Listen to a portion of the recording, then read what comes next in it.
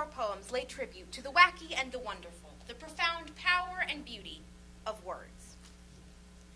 Thesaurus by Billy Collins. Actually, I messed up already because I'm nervous because you're all my peers, so I'm going to start over. Like Totally Whatever, by Taylor Molly. In case you hadn't noticed, it has somehow become uncool to sound like you know what you're talking about, or to believe strongly in what you're saying. Invisible question marks and parenthetical you-knows have been attaching themselves to the ends of our sentences, even when those sentences aren't like questions. Declarative sentences, so called because they used to, declare things to be true, okay? As opposed to, other things are, totally, not, have been infected by a tragically hip and totally cool interrogative tone. Don't think I'm uncool just because I've noticed this.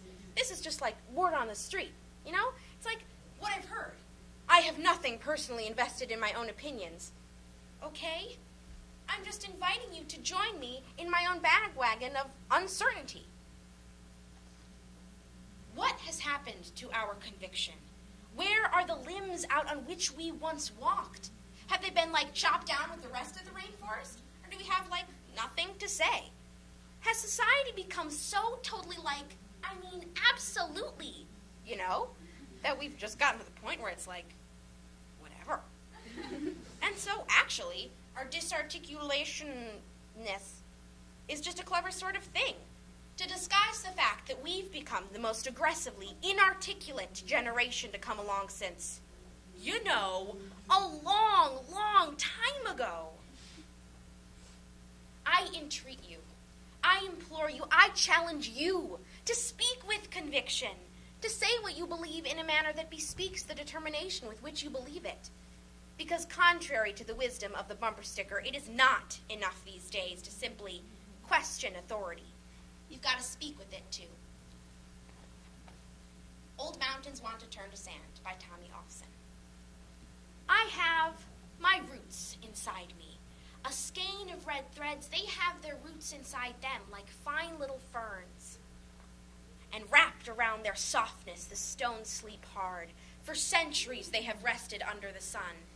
Old mountains want to turn to sand. They let themselves go and open up to the water. And after centuries of thirst, like language, the great mountain broken up by our tongues, we turn language to sand, immersing the tongue in a running stream that moves mountains.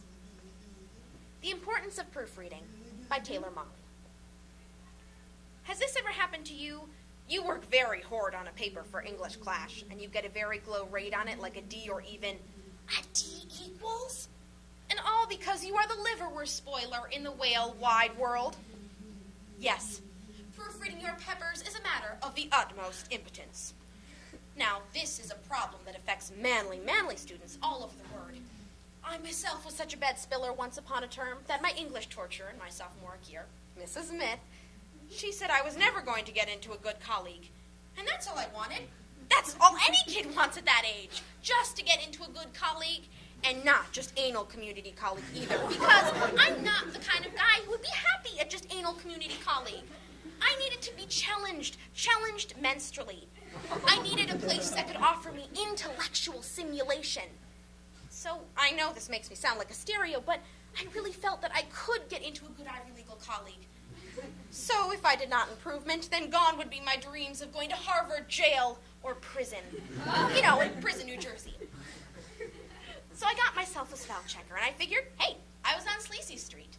But there are several mistakes that a spell checker can't catch. For instance, if you accidentally leave out a word, your spell checker won't put it in you.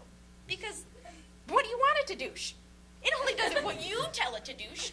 You're the one sitting in front of the computer screen with your hand on the mouth going, click, click, click, click. Sure goes to show you just how embargo one careless clit of the mouth can be. Which reminds me of this one time in my junior mint. The teacher took the paper I'd writ on a sale of 2 titties. No, I'm serial.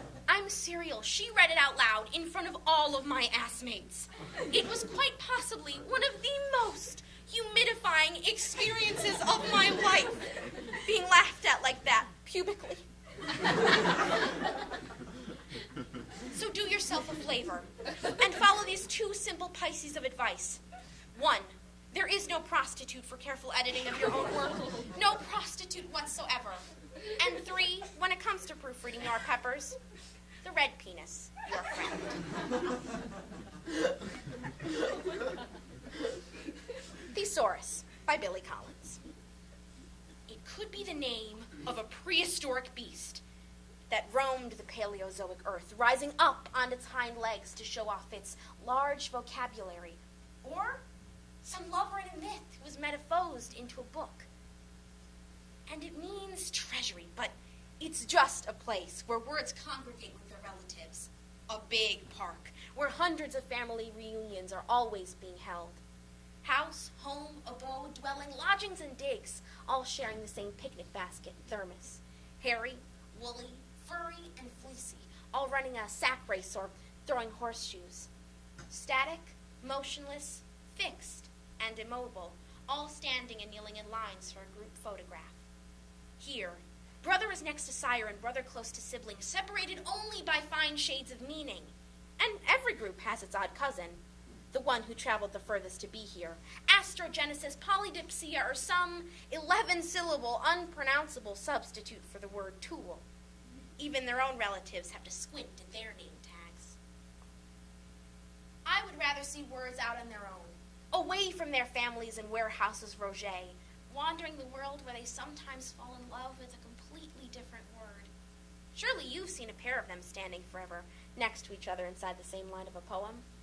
A small chapel where weddings like these between perfect strangers can take place. I can see my own copy on a shelf, but I rarely open it because I know there is no such thing as a synonym, and because I get nervous around people who always assemble with their own kind, forming clubs and nailing signs to closed front doors, while others huddle alone in dark streets at night.